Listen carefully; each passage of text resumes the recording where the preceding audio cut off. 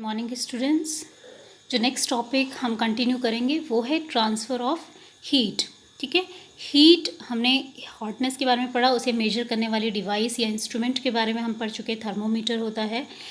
Next topic जो हमारा है वो ये है कि हीट जो है ये एक ऑब्जेक्ट से दूसरे ऑब्जेक्ट तक किस मेथड से ट्रांसफ़र होती है, या कौन सा प्रोसेस होता है जिससे हीट एक ऑब्जेक्ट से दूसरे ऑब्जेक्ट तक ट्रांसफ़र होती है। तो यहाँ पर आप देखेंगे एक बहुत सिंपल सा यहाँ पर एग्जाम्पल दे रखा है, डायग्राम के थ्रू आप इसे देखिए।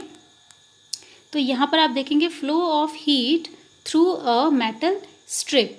यहाँ आप देखेंगे तो एक मेटल की स्ट्रिप है, या फिर आप कह सकते हैं कोई स्केल वगैरह कुछ भी यहाँ पर या रॉड है, उसे फिट यहाँ पर किया गया है। उसके एक साइड में यहाँ पर इसे बर्नर जो है, कोई बर्नर की हेल्प से, जैसे यहाँ पर कैंडल है, इसकी हेल्प से इसे हीट किया जा रहा है।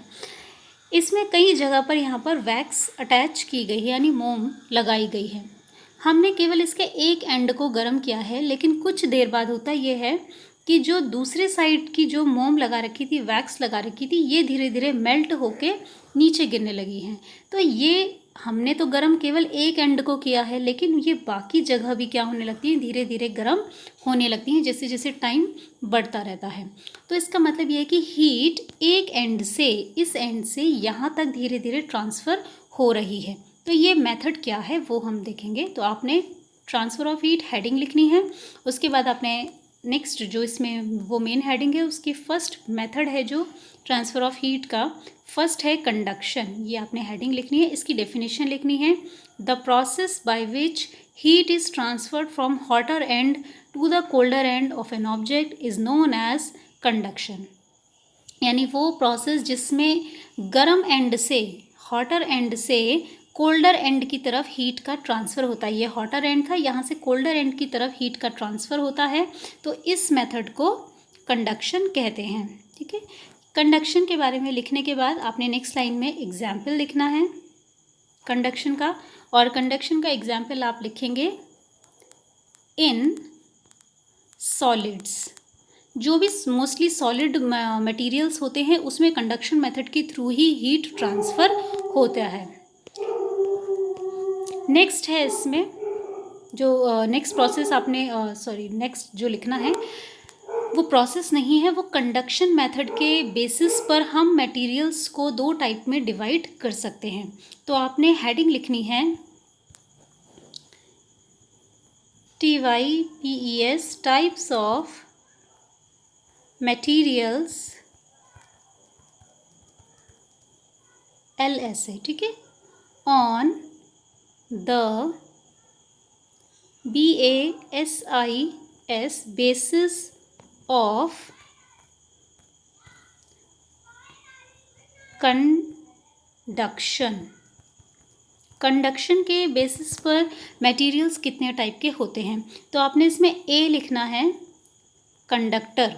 ठीक है, सबसे पहला होता है कंडक्टर। इसकी डेफिनेशन लिखनी है आपने, the materials which allow heat to pass through them easily are conductors. यानी वो मटेरियल्स जिससे ईजिली हीट पास हो जाती है by the method of conduction, उसे हम कंडक्टर्स कहते हैं। उसके बाद आपने यहाँ पे लिखना है एग्जाम्पल कंडक्टर्स के लिए। कंडक्टर्स के एग्जाम्पल लिखेंगे एल्यूमिनियम, आयरन, कॉपर। ठीक है, ये होते हैं कंडक्टर्स। बी वाला आपने हेडिंग लिखना है इंसुलेटर, और इंसुलेटर की डेफिनेशन आपने लिखनी है the materials which do not allow heat to pass through them easily are insulators. यानी वो मटेरियल्स जो अपने थ्रू हीट को पास नहीं होने देते उसे हम इंसुलेटर कहते हैं। जो हीट को पास होने देते हैं उसे कंडक्टर्स कहते हैं, जो हीट को पास होने नहीं देते उसे इंसुलेटर कहते हैं। तो इंसुलेटर के आपने एग्जाम्पल लिखने हैं। ठीक है, एग्जाम्पल, और लिखना है वाटर, एयर। ठीक है, ये दो एग्जाम्पल आपने लिख देने हैं इंसुलेटर्स के। वाटर और एयर दोनों ही पुअर कंडक्टर्स होते हैं, या फिर जिसे हम इंसुलेटर कह सकते हैं। इसके बाद हम देखते हैं कि सॉलिड में तो कंडक्शन मेथड के थ्रू हीट ट्रांसफ़र होती है, लेकिन लिक्विड्स में, यानी पानी जैसी कोई भी चीज़ होगी, तरल कोई चीज़ होगी, तो उसमें लिक्विड्स में किस तरीके से हीट ट्रांसफ़र होती है। तो बेसिकली हीट ट्रांसफ़र समझने के लिए आप यहाँ पर एक डायग्राम देखिए। यहाँ पर आप देखेंगे अगर हम किसी भी बीकर में, आपने नॉर्मली भी देखा होगा, अगर आप किसी बर्तन में अपने घर में करके देखिए, पानी आप गर्म करके देखते हैं तो बहुत ध्यान से जब उसमें आपको बबल्स दिखाई देने लगेंगी, तो आपको वो बबल्स जब ऊपर की साइड दिखती हैं तो पानी आपको कई बार ऐसे नीचे से ऐसे ऐसे ऐसे उसमें बहुत सारी करंट्स दिखाई देती हैं, वेव्स बनी हुई दिखाई देती हैं।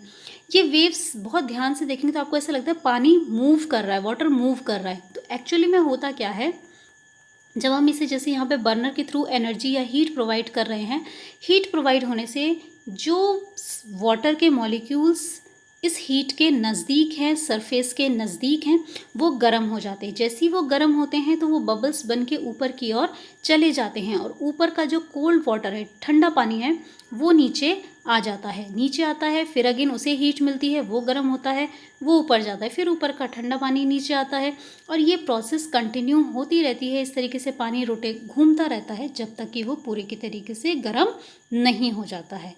तो इस मेथड को कहते हैं कन्वेक्शन। ये हमारा मेथड नंबर 2 है। ठीक है, पहला था कंडक्शन, नेक्स्ट है कन्वेक्शन। तो कन्वेक्शन के लिए आपने लिखना है, हेडिंग आपने लिखनी है नंबर 2 करके, कन्वेक्शन। इसमें आपने लिखना है, दिस की जगह लिखेंगे the mode of heat transfer in liquid,